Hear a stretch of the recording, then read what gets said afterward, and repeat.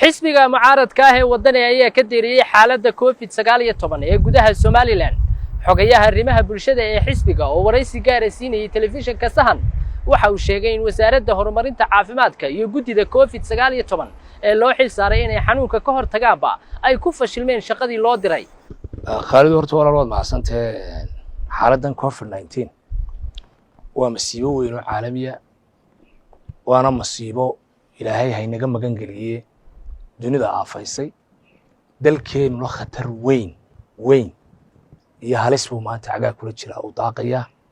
xukuumaddii iyo wasaaraddii shaqadan qaban lahayd guddidii malaayiinta dollar urursay haysay labadooda midna uma maamulin si xilkasnimo leh waxaanaad moodaa in fashil ay cagaha kula jiraan waxaa dul hoganaya musuq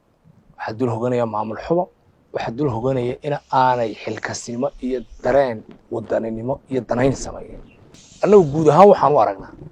xaaladda COVID-19 in xukuumaddu ay totally ku fashilantay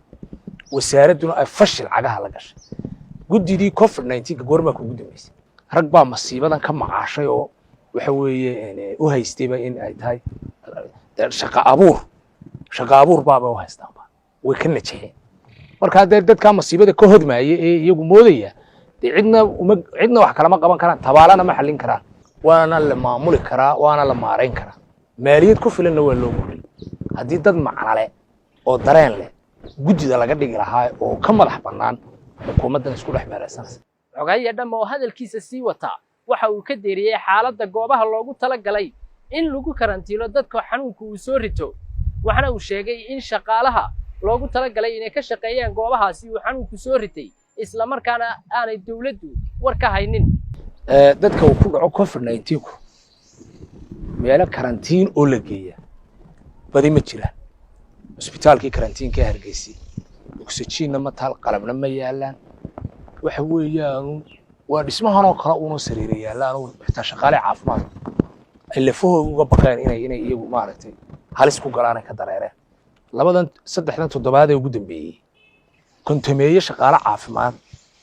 ayaa isbitaalka weyn ee Hargeysa ayaa masiibadaas waxa weeye ay hareeshay kuwii ka kacayna Allah ka kiciyo kuwa kale oo jiifana Allah ka kiciyo waynu ducaynayna nafur bay sameeyeen meesha aad arkaysa fashil ku jiray bareerayaan dadkoogii daweynayaan ay dadkoogii waxa weeye u halgamayaan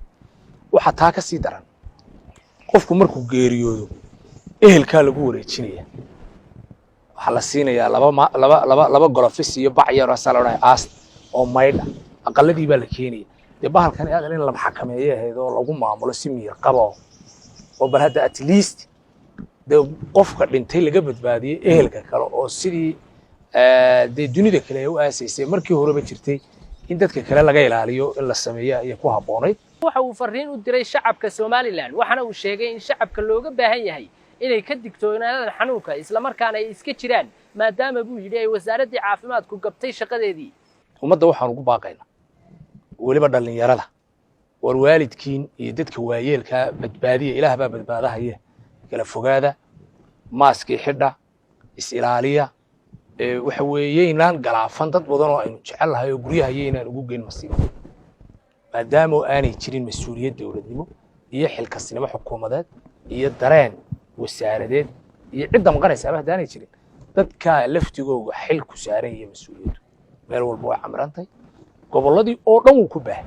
hal qof ayaa u dhintay xanuunka 13 kalena waa laga helay kadib markii la baaray 31 qof oo ku sugan magaalada Burco ee caasimadda gobolka Togdheer taas oo sii kordhisay warwarka laga qabo in xanuunku uu si weyn ugu faafayo gudaha Somaliland. madaxda wasaaradda caafimaadka ee Somaliland oo aanu isku daynay inaan wax ka weydiinana nooma ay suurto gelin kamana hadal madaxda ugu sarreysa caafimaadka ee gobolka Togdheer arrintaasina waxa ay keentay in dadku ay si weyn uga sasaan xanuunka. Khalid Mahdi, Sahan TV,